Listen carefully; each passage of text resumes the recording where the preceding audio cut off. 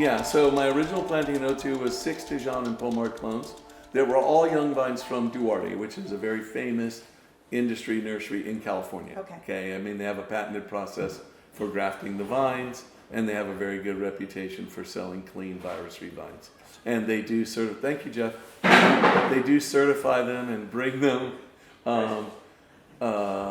through quarantine at the border and everything. Right. So I used, those were 667, 115, 777, Vadensville, and Pommard. Was that 5 or 6? Anyway, I think I got most of. Oh, yeah, I think I got them all. And those, like I said, were young vines from the nursery, and that was '02. And then in '05, I made my first Pinot from those vines, and it was a blend of those 6 clones. And then that same year, in the fall, the week after Thanksgiving, I planted my second major planting, the block on the far side of the alley over the forest. And that was another 5 clones, but those were all heirloom clones that I got from existing vineyards in California and Oregon. So a little more interesting. The Dijon and Pommard and Vadensville, those are all early ripeners. They're all known to be good performers in this cool climate. And so that was kind of a no-brainer to get those and get started. But then I wanted some really unique stuff for the winemaking. And so I went to Shea and I got his Vadensville and Pommard oak vine cuttings. Went to Archery Summit and got their false 828 and 828 clones, Dijon clones from their old vine cuttings that are, they're all supposed to be the legendary Latache clones, that were smuggled over, yada, yada, yada. Suitcase clones. Yeah, suitcase clones, exactly. And then I also got Joseph Swan. And so we've got quite a mix of, early ripeners plus some California clones out there, and they're definitely perform differently. The California clones are a little later ripening.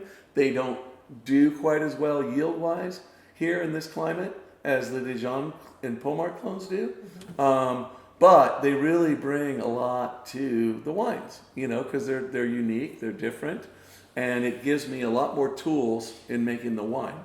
And certainly some of them are, standouts. Pommard is my favorite clone. I make a single clonal bottling of Pommard that I call Eden, and it's like my power Pinot. 777 is another very important standalone clone. It's one of my largest blocks, and I make about 4 barrels of that. That's the best 4 barrels of that lot each year. And it's also 100% whole cluster fermented, and that's probably my most popular reserve wine.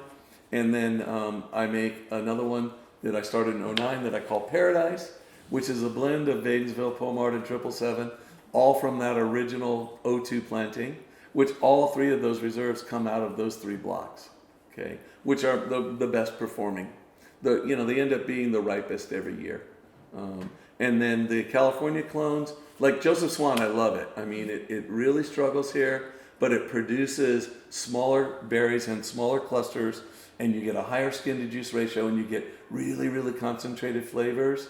And it's very velvety in its texture, and it provides a really lovely addition to my estate Pinot.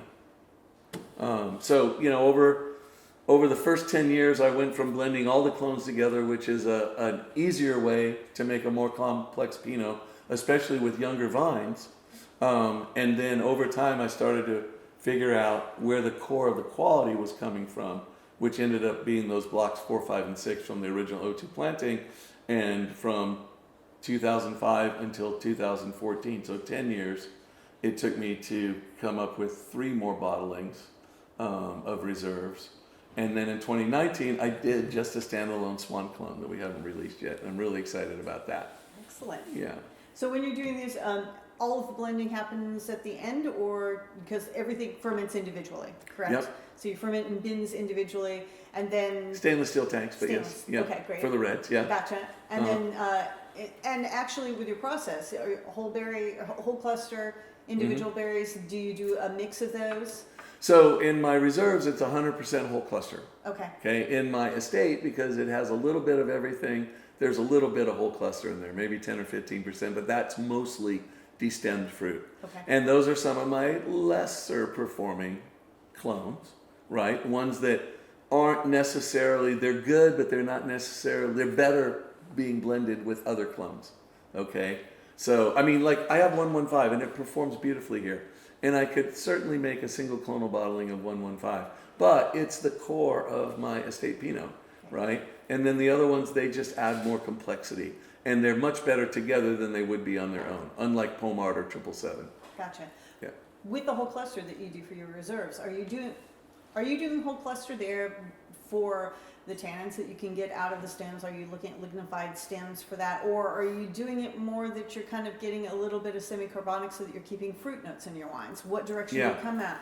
So definitely all of the above. Okay. Okay. So yeah, you're going to get the additional structural element of probably about 15% more tannins in the finished wine if you're doing 100% whole cluster.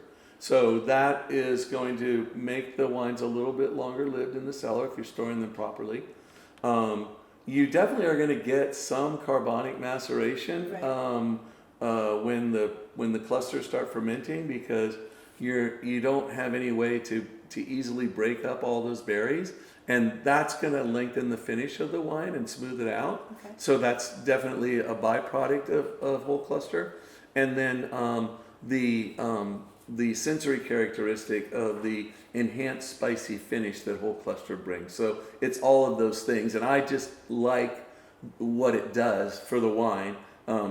It just, to me, it makes it a little more complex, but you need really ripe fruit, high quality fruit, and then you need to be very careful with it, like you mentioned, to let the stems lignify before you do any aggressive cap manipulation, or you can end up with a soy flavor in the wine. So you have to be very careful. So with the first 7 or 8 days in cold soak, I don't do any aggressive cap manipulation. I'm just pumping over for like 2 or 3 minutes to homogenize the temperatures and the SO2 in the tank, and I'm watching those stems until they're harden and turn brown. And then I literally go in with a knife and I cut them open just to make sure there isn't any sap left in them. And then I'll get up and start walking on them and doing longer pump overs. Gotcha. Excellent. So you do some foot treading. I do. Okay. I do. Excellent. These feet right here. That's a wrap on this episode, but there is so much more on Utopia Vineyard and Ribbon Ridge. For details and information, visit our YouTube page and subscribe.